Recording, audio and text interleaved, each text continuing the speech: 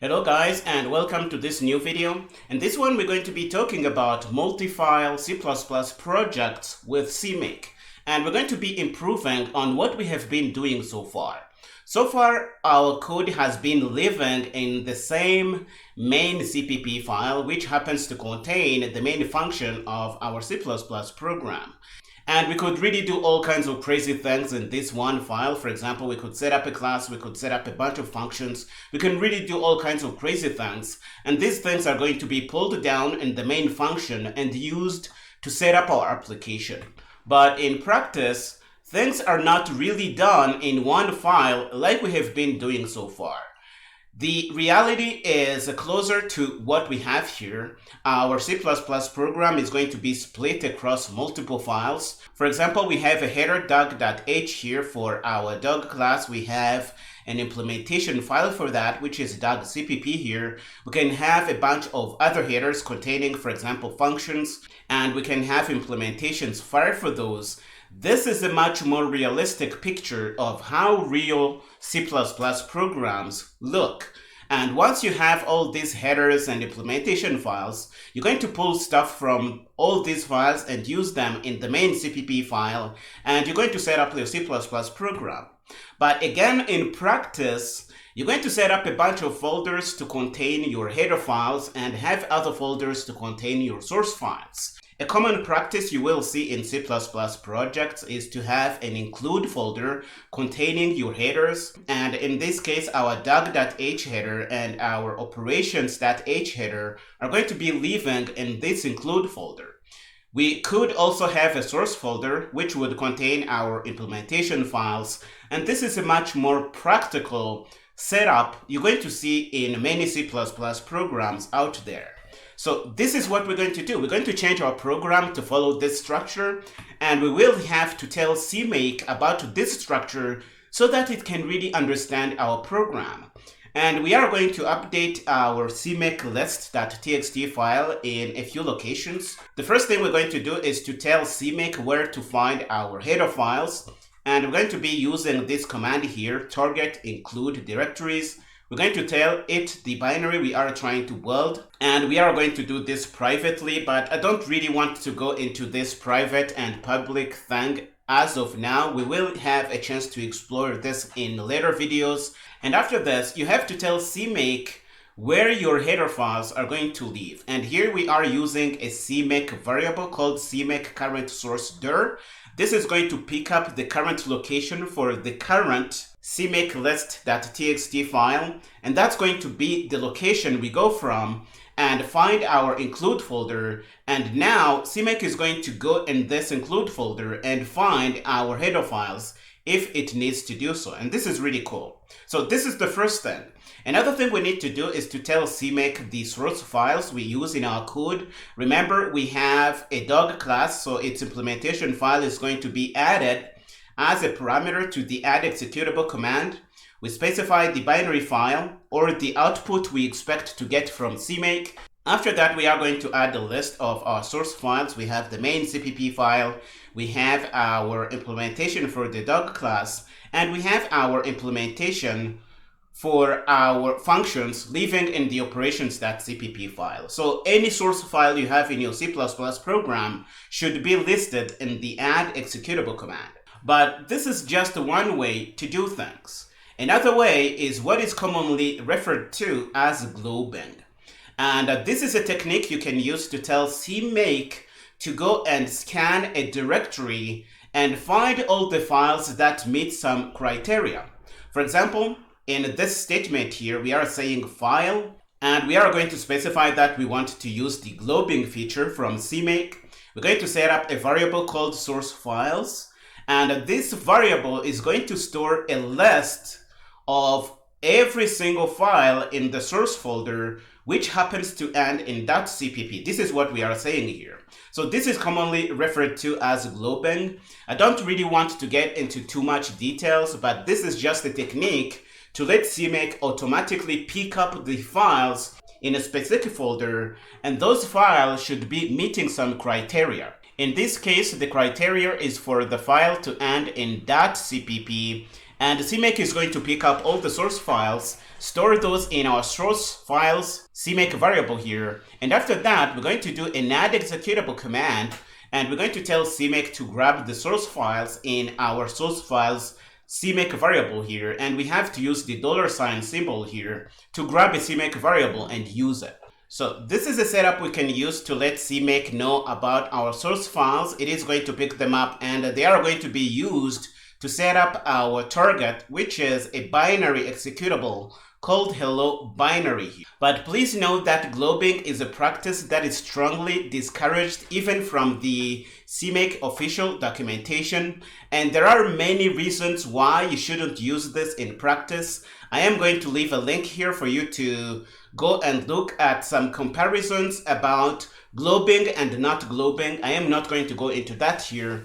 My job here is to make you aware of these two possibilities. You can use globbing, or you can explicitly list all the source files in your add executable command, and either of these is going to work, but some are going to be good in some situations. You have to do your own experimentation to really choose what to use in your C++ applications using CMake. And I am going to leave this link here in the description below. So if you want, you can head over to Stack Overflow and read more details about globbing and the reasons why the official CMake documentation isn't really siding with this way of doing things. Okay, so now that we know this, we're going to set up a CMake project and see how we can make these things work. Okay, so here I am in the last folder we did the last time we did this CMake project. We did episode 2. We are going to copy the files we had in that folder because we're going to use this as a starting point, and we're going to call this episode 005. I think that's the number here. And we're going to use this as a starting point. We're going to take out the build files we have because we don't really need all these in this new project here. So we can delete all these things. And I am going to open this little guy in Visual Studio Code. So, but let's not do this yet. We're going to go inside and open the source folder because that's where we're going to have our source files. So last time what we had was a very minimal CMake list.txt file, but this is not a problem. We're going to improve on this.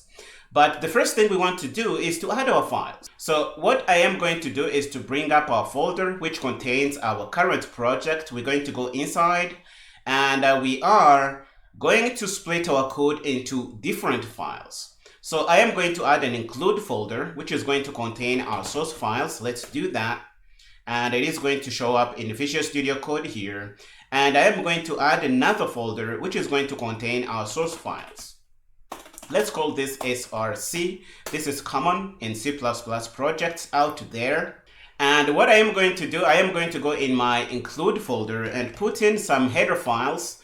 One is going to be the header for our dog class. The other is going to be the header for our operations. We're just going to have a pair of functions here, or we can even put in one function, doesn't really matter. We're going to go up, and then we're going to go in the source folder. And we are going to put in our source files, and that's going to be .cpp and operations.cpp. Now that we have this, we can go up and we can actually head over back to Visual Studio Code and see that we have these files in here. We have dog.h, this is our class, nothing special here. It is a simple class with a member variable of type std string. We're going to have a bunch of functions, nothing really special here. We just want to be able to build this program and use these types here. We're going to be able to use dog objects. We're going to be able to use the function we have in our operations.h header, and the implementations for these things are going to be living in our source folder. So we have the implementation for our constructors, we have the implementation for the add function here, nothing special. We can head over to the main function and try to include these things. So we're going to change the code we have here. We don't want to be using concepts here, so we don't need that. And we're going to clean up what we have in the main function. And we're going to include the header for dog. Let's do that. We're going to say dog.h. And we're going to include the header for our operations. So this should do it. And once we do this, let's look at the constructor for our dog. We should be able to create a dog using an std string or a string literal. This should work. So we're going to say dog1, and we're going to pass the name to be Fleetsy. Why not? Okay, and once we do this, we should be able to call methods on our dog object. For example, we can print information about our dog. This is a public member function, so we should be able to do that. So let's go here and say dog1 and say print info. And now, if we try to run this program with CMake, we are going to have problems. So let's bring up a terminal window. Within Visual Studio Code here, we can do that. And this is really convenient. That's why I love Visual Studio Code to do these kinds of things. We are in our source folder. We're going to cd up and go in our build folder because that's where we want to be building our project. And then we're going to run CMake. Let's do that. We're going to run CMake, and we're going to specify our generator to be Ninja. Why not? And we can do something like this if our generator doesn't have a space inside. This is why I like to use Ninja. It makes things easier a little bit. And we are going to tell CMake to go up and find the folder which contains our CMake-list.txt file. This is going to generate our project. But if we try to build the project, we're going to get a problem because CMake doesn't really know where the header files are. And even if we try to run the application, CMake won't be able to find the source files containing our implementation because our CMake-list.txt file is just using the main CPP file, but we don't know where our headers are and we don't know where our source files are. So if we go on our PowerShell window here and try to run Ninja, let's do ls and show you that we have a Ninja project. It is right here. So we can run Ninja to build. And if we try to build, we're going to get a build failure. And we have a problem here. We have split things on 2 lines by error. We can run CMake again. Let's go up and find the command to generate the project. We're going to run it again. And we are going to run Ninja. Let's do this. And we're going to have a problem because we cannot include the header for dog. We can't even include the header for operations because CMake doesn't know where our header files live. And we have seen that we can tell CMake the location of our headers using a special command. And the command happens to be target include directories. We're going to specify our target to be hello app binary. And we're going to provide this privately. And after this, we have to tell CMake the location where our headers are going to live. And we are going to use a special CMake variable called CMake current source dir. I think that's the name for the variable. We're going to put this in. And we are going to go from the location of our CMake lists.txt file and change into the include folder. That's where we have our headers for this project here. So we're going to do /include to go in there. And this is going to tell CMake the location of our headers. We can go down here on the terminal and clear properly. And we're going to go up and tell CMake to regenerate our project. It's going to configure and generate our project. And then we're going to run Ninja directly, just like this. We can't find our dog header, and we have a typo here in our target include directories command. We have to say source here. So let's run a Ninja again and see if this fixes our problem. Let's do this. And we're going to have a separate problem here. And the problem is that we don't have the implementations in for our dog and operations header here. So we're going to see that we have unresolved external symbols for the dog destructor. This is a linker error. You can see that. And the problem is that we can't find the implementations necessary to create a dog object as we have here. And for this to work, we have to tell CMake the location of the source files for our dog CPP file and operations.cpp. we're going to head over back to our CMake-List.txt file. And one way we can do this is to explicitly list the location of these implementation files. So we can go in our add executable command and say src, and we're going to pass the dog.cpp file, and we're going to say src and say operations.cpp. And if we run Ninja again, let's clear and run Ninja. This is going to generate our binary, and if we run it, we're going to see that it is going to tell us the information we need. It's going to print information about our dog, and the dog is going to be destroyed, and this is working really well. So this is one way we can split our project across multiple files, and this is going to work really well. But this is not the only way.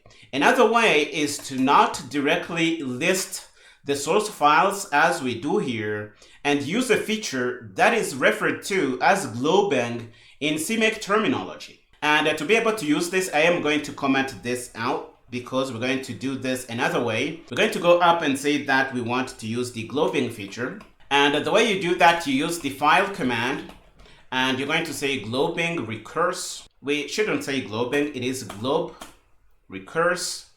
After this, we're going to specify a CMake variable which is going to store the list of source files that we have found in our source directory. So the CMake variable is going to be just source files. This is no problem. I think this is going to work. And then we're going to tell CMake to go in our source folder and find each file that ends in .cpp because we want to grab the source files in here. After this, we're going to use this variable to do the add executable command. We're going to go down here and do that. We're going to say add executable. This is going to set up our target. The target is going to be hello app binary, which we have been doing so far. And we're going to specify the main.cpp file. And then we're going to tell CMake to grab the list of files we have in our source files CMake variable. So we're going to use $sign to use our variable here, and we're going to say source files, and this should really work. So let's try and run this. I don't know why this turned red. So let's try and run this and see if it actually works. We're going to go down and clear, and we're going to run CMake again using the Ninja. Configuration is done. Now we can run the Ninja command to try and build this program. Let's go up and find our Ninja command. No work to do, and I don't trust this, so I am going to remove everything I have here recursively. So I am going to clear and run CMake again to generate our project. We can do this. Okay, we have our build files. We can run Ninja and make sure that this is actually working. And you see that this is actually working, and we have our binary generated, and we can run it. Okay, so we have our information about our dog object printed out, and this is really cool. And this is really all I had to share in this lecture. So you can either explicitly list the source files in your add executable command, it is going to work, or you can use globbing as you see on top here. But please know that globbing is a practice that is strongly discouraged by the CMake designers. And if you really want to learn about that, you can come to this Stack Overflow link. You can read this, and they are going to tell you the comparisons between the two, and you're going to make your own mind as to what you're going to be using in your C++ projects. Okay, so our project is working here, but to really make sure that we have no boo-boos in here, we need to build this at least with another generator.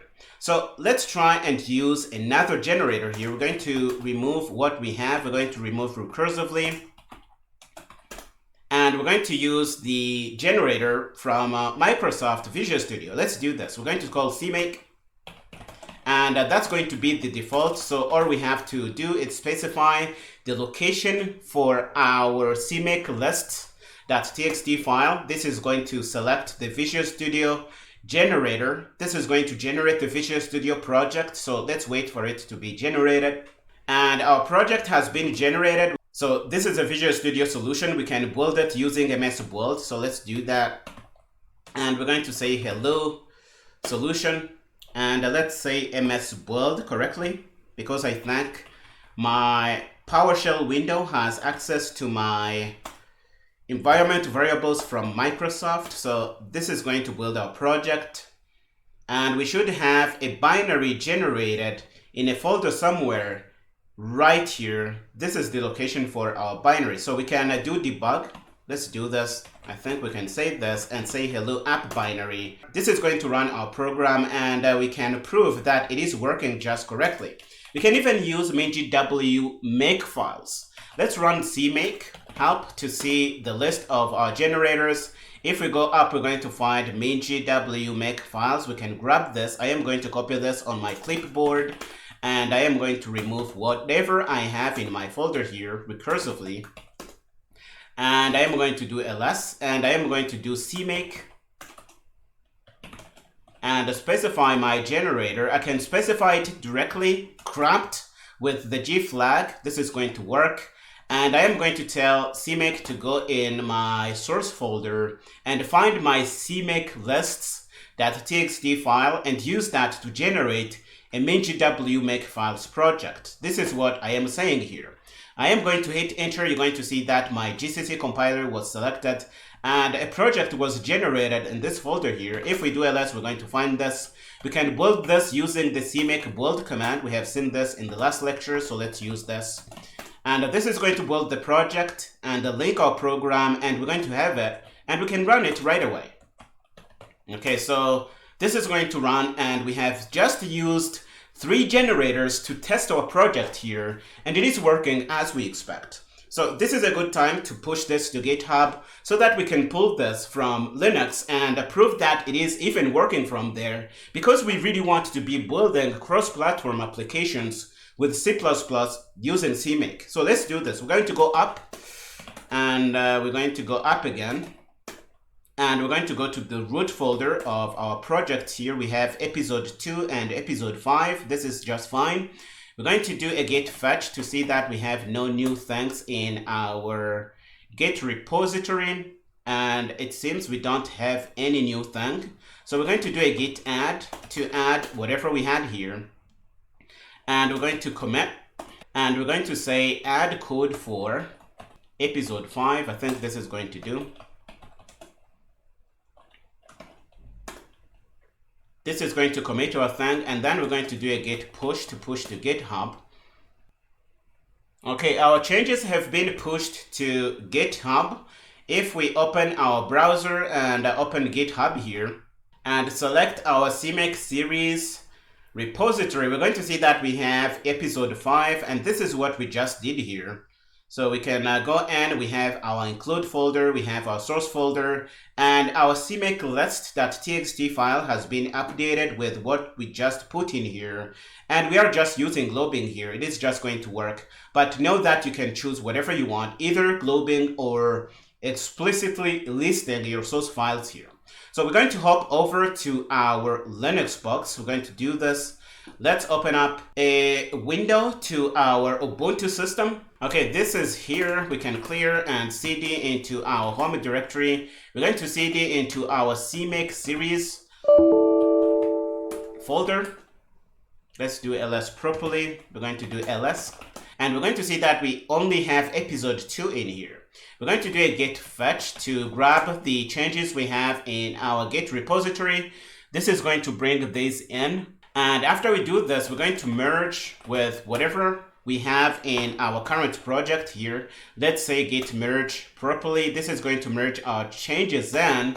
And if we do ls, we're going to have our episode 5. We can cd in episode 5.005. We can do this.